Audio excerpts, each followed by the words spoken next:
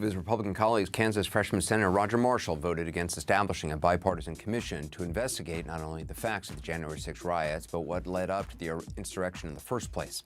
Like most of his fellow senators, he went back home without really giving much of a public explanation as to why he voted the way he did. It didn't stop our Gary Tuckman from trying to get one. Gary traveled to Fort Riley, Kansas for the Memorial Day holiday. To be there, Senator Marshall attended a ceremony on a rainy day to honor the war dead. This is part of what he said. First, I want to take a moment of privilege and speak directly to our Gold Star families.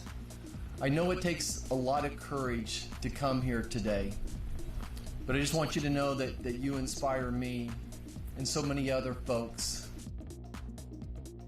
Gary joins me now from Fort Riley. So after the event, I understand you asked the senator about his vote. What did he say? Well, Anderson, some more information about Roger Marshall. He's an Army veteran, he's a physician, he's a former member of the U.S. House of Representatives, he's in his first term in the U.S. Senate. And when Donald Trump was in the White House, he was a fervent Trump loyalist. Your words today were eloquent and moving regarding our heroes who served their country. I do want to ask you, though, about another hero, Officer Brian Sicknick, who protected you, other senators, congresspeople at Capitol Hill, died after the insurrection. His mother came to Capitol Hill. Did she meet with you? She did. She did meet with you, met with other Republican senators. Right. Yet you voted no on the commission, the January 6th commission.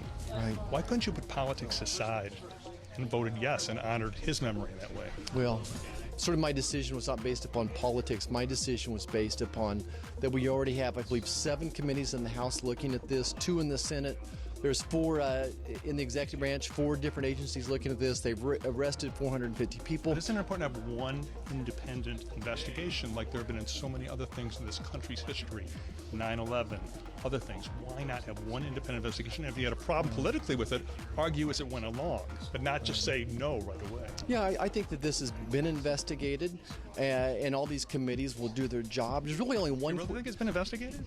I think they're in the process. President Trump's role in it? Yeah, I do think it's being investigated. I think it's being very thoroughly investigated. Already the January 6th commission has came out and said we need to spend, what, $1 billion fortifying the Capitol already? But really, there's only one question that I want to be answered yet, is when President Trump recommended we have 15,000 National Guard troops there on January 6th, who stopped that from happening? And most of us would think that that type of decision would have been made in the Speaker's office. Do you think that insurrection would have happened if President Trump didn't say to people, go to the Capitol? I think that the people that committed that crime should be held in judgment for their own actions. But don't you feel badly that President Trump said that? That obviously led to it. It would not have happened if he didn't say that. Doesn't that make you feel a little bit bad about voting no on this? Yeah, I made the best decision I could. I think it's a decision at the heart. I think it's the right decision. I think in so many ways, this has been politicized by Speaker Pelosi. If she hadn't politicized it and made it into a weapon, if she could have started off by making this a bipartisan commission that would have appointed the lawyers that investigated it, should have been appointed by both parties. But the Democrats, okay, but the Democrats did say they agreed to all these provisions. If you had the commission, would you not agree with that? She had every chance to start off in a bipartisan fashion with this investigation. So you don't think it was bipartisan? It is absolutely not bipartisan. So you stand by your vote? Of course I do. So we were curious if in any way the senator regretted his vote, and it seems like he certainly regrets nothing. Heading into Memorial Day weekend, Republicans killed a bipartisan commission to investigate the January 6th attack on our Capitol. It was a gut punch to our democracy. It died by a vote of 54 in favor to 35 votes against. Yeah, you heard that right. Having a clear majority did not matter. Despite 6 Republican senators, Cassidy, Collins, Murkowski, Portman, Romney, and Sass, joining with the Democrats. 11 senators didn't even bother to show up for the vote.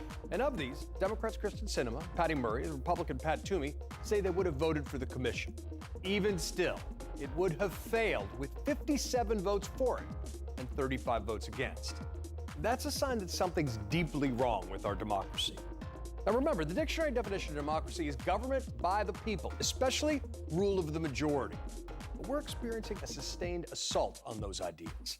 Majority rule is increasingly undermined by the Electoral College and partisan gerrymandering, as well as voting restrictions being jammed through Republican legislatures.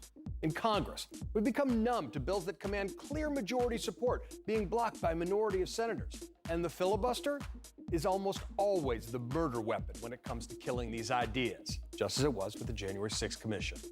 Even centrist Senator Joe Manchin came to the realization that Republicans were not negotiating in good faith, telling reporters, "I'm very disappointed that politics has trumped, literally and figuratively, the good of the country." Republicans backing the big lie, the sedition caucus, seem to hate Democrats more than they love our democracy. So what can we do? Well, listen to the co-author of How Democracies Die on Reliable Sources. Democracy requires constant mending. And so we can't just simply stand still and assume that democracy is a machine that runs of itself.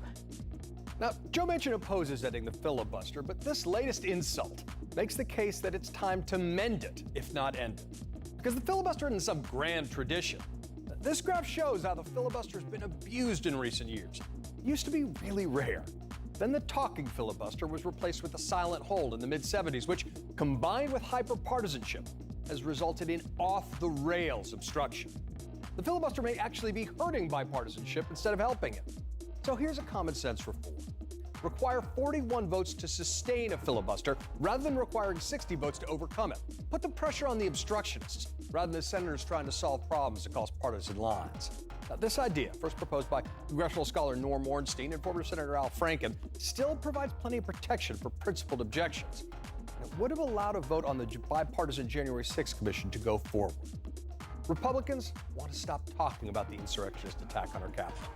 But the sustained attack on our democracy demands a response, especially when voting rights are under assault and political violence is increasingly in vogue. Not just by insurrectionists or Matt Gaetz talking about Second Amendment solutions or Michael Flynn appearing to endorse a military coup. The problem's more pervasive. A new PRI survey shows that 28% of Republicans believe that, quote, true American patriots may have to resort to violence in order to save our country. So let's talk about true American patriots, given that we just marked Memorial Day. The fallen soldiers we honor did not die for any one political party. They died for our democracy. And the least we can do to honor their sacrifice is to hand our democracy to the next generation stronger, not weaker than it was handed to us. The commission vote on the January 6th commission was really interesting if you looked at the fine print to see who was a no-show. And one of the people who is Arizona Senator Kyrsten Sinema. She's a moderate.